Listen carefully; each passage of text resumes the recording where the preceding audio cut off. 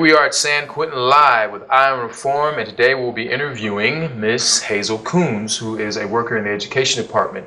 Hazel Koons has been working as a tutor, educator, teacher with the department for quite some time, and she's here today just to talk with us. So, how are you today? I'm good. Thanks for having me. You're welcome. Thanks for being here. My first question is, what got you involved with working here at San Quentin? Well, I was a major in psychology and social behavior at UC Irvine with a minor in criminology. So one of my classes, we toured Chino prison. So after seeing, I guess, being inside the prison and really understanding it, academically in my classes, I think that, really understanding what I could do and changing people, I think, was really what motivated me to apply for the position and start working here. So when you went through your tour at Chino, what thoughts came to mind? It was definitely intimidating, very structured, a lot of locking noises, a lot of officers around, a lot of things going on a daily basis. All around me, and there's a lot of different facets to, I guess, a prison and the system, and how, not only to see everything that goes inside, but to really understand, I guess, the logistics behind, where tax dollars go, and really understanding what goes inside, what goes on inside, and who's inside, So as you worked here for how many years? It's going to be coming up on 2 years. 2 years? And what have you learned about the community of San Quentin that stands out? I've learned a lot of different things. There's definitely a lot of different personalities here, a lot of different backgrounds, and people bring a lot of different things to the table. And I've learned a lot about different types of people, but also how disciplined a lot of individuals are, and how I guess a lot of people's self-esteem kind of gets in the way, and their personal issues get in the way with, I guess, setting goals for themselves and trying to achieve what they want to achieve in life. So I think being here, I've understood, I guess, personal things that get in the way of, the business that you have to take care of, but also being able to see like the evolution of how to get over personal problems and to take care of business, which is, come into the classroom and understand, the respect and politeness of conducting yourself with other staff members and other students in the classroom, and doing the math and doing the writing and taking tests. I mean, there's a lot of things that I guess you wouldn't think in a normal school on the street you would have to deal with, that have to go on inside here, that take priority over the math and the writing and the learning itself. So how important is education inside an incarcerated environment? What is it that you can tell the public that would open their minds to having education throughout all the prisons in California? I think that it's very important to have a mentality of continuing education. A lot of people fall through the cracks, and a lot of people don't make it through high school, and a lot of people, I guess, don't go through the typical days and school classes and going to college and all these different facets on the street. So to, I guess, wonder where they end up or wonder what to do next. You think that, okay, after high school it's the end, or after college that's the end of education. Well, a lot of people who can't even get that far still want to at least be able to function in the real world. A lot of basic, potentially 5th grade education levels, or 6th grade or middle school stuff, some people still can't even do. So I think creating the mentality that you can have continuing education, you can still, help people build life skills and understand, how to improve on all facets of life and how it's relevant to them in the real world. All right, so the community of San Quentin is unique, at least I believe it is. In what ways is it unique, and in what ways are they assisting with lowering California's drastic and dismal recidivism rate? I think that it's helping a lot because you get a lot of dedicated staff and a lot of dedicated volunteers who come in and help. So I think that really plays a huge part in the successful recidivism, you know, successfully decreasing recidivism rates.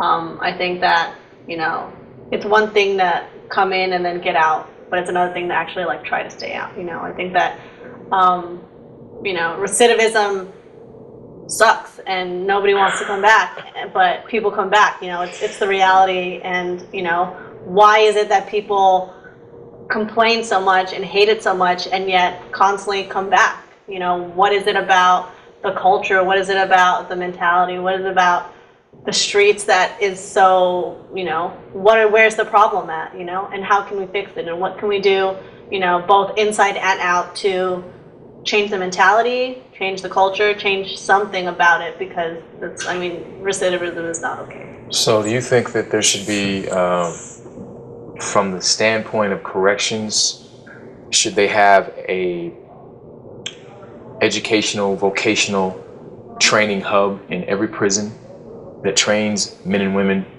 with trades such as heating and air conditioning, plumbing, computer programming, and that connects to another agency on the outside? Would that help reduce recidivism? Yeah, I think that's very successful. I think it's it's very, the opportunities within the prison system are here, you know, like, and if the problem is on the street, then people are going to come back to prison. You know, if the problem's in prison, then people, you know, if it's easier in prison, then people are going to choose prison over the streets, you know. So I think, you know, if there are, you know, nonprofits or community-sponsored organizations that, you know, ensure people stay out, you know, whether that be associated through the parole system or probation, or, you know, city-sponsored, you know, if politicians or government officials will reach out to their communities, potentially on a grassroots level, or just through their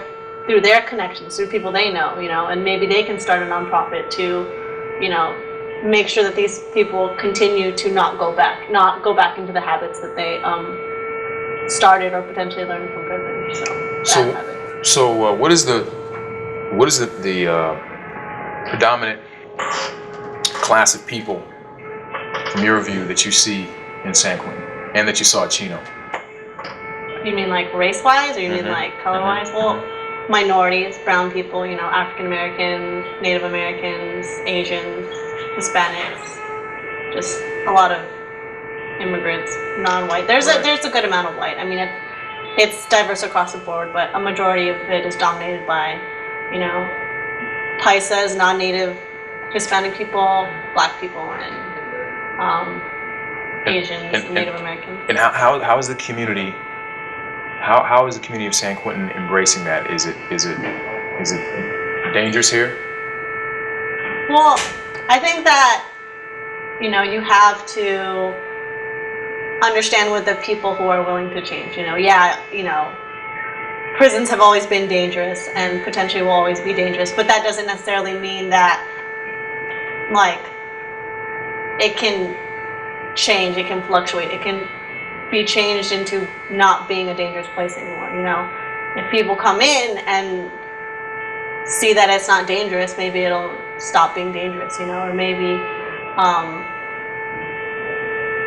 the good inmates can combat the bad inmates, and right. The good, you know, the good can conquer over evil potentially, you know. So there's always, I think, the alliance between the programs that are within San Quentin, I think, make it really unique. Not only because of the fact that, like, there are programs here, but the fact that, like, there's so many strong leaders in all these different programs that ally themselves together to create, like, a unified front for people to see that, look, I'm programming, so I'm not going to mess around in anything else, you know. And I think that really shows a united front for all programming. So you have several prisons in California, and they don't have the programs that San Quentin has. Mm-hmm. How would the system, in your view, prison system develop, say, if the programs that we have here were transferred to places like Avenal or reception center like Tracy, DVI, Solano, or Salinas Valley? I think that it would definitely be a challenge, but I think that if there's enough people on the street who are willing to make the sacrifice to transfer the programs over, I think they'll be successful. I think the reason that San Quentin has such a strong programming area because it's not only because it's located in the Bay Area, but because it's surrounded, by a city itself. It's in and of itself in a very urban metropolitan area. A lot of these other prisons are, I hate to say it, in the middle of nowhere, and so it's hard to get people to, have this mentality that I can come in and help if there's barely any people, population-wise in that surrounding area. So I think that, having a mentality of a nonprofit organization on the street, recruit different people from different areas, and maybe establish locations to where it can be utilized.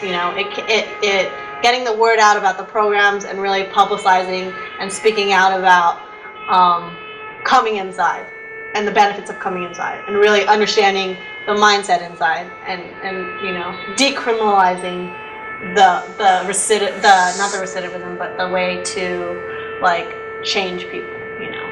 So, what is it specifically that you do?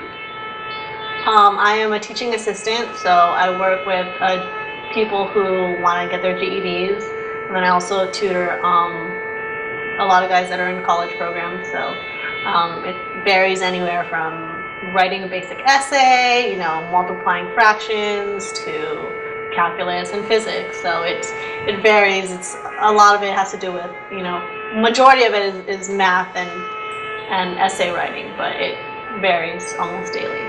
So have you had a student where you've been able to grasp them from the beginning to the middle, and then see their growth? I think a good amount of the students, once they see in themselves that they can really understand the material and are disciplined, then I'm pretty much hands off at that point, because once the confidence level, in addition to the basics, is put into play, I think that, from then on, I'm pretty much reevaluating their sense of self-worth, because they know the information and I know that they know it, but if they doubt themselves, then they aren't going to really progress as much as I know that they should. So I think that it's not as hard as people think it is, and I think that once they get it, and once they understand in themselves that they get it, then it's pretty much all up to them. A lot of these people are adults in here, and so they struggle like every other adult on the street. So once the basic foundation is laid, then everything else is smooth sailing from there. So that's what basically you do. You lay that foundation and you stick with them and help them out. Now you get a chance to see pretty much everything, how the prison system works in San Quentin. What if there was a possibility that you could take a segment of California Department of Corrections and improve upon it? What would that be?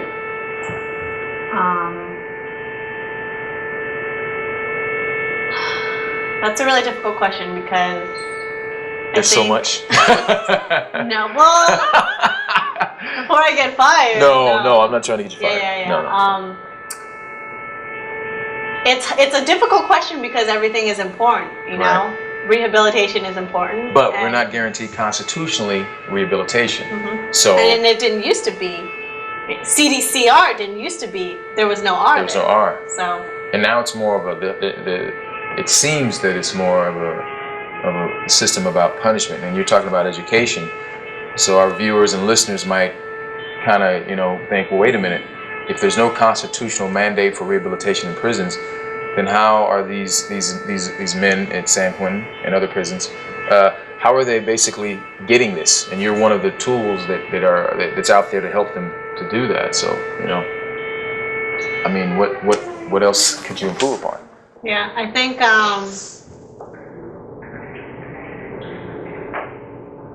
just emphasizing rehabilitation, because that's really the only way to stop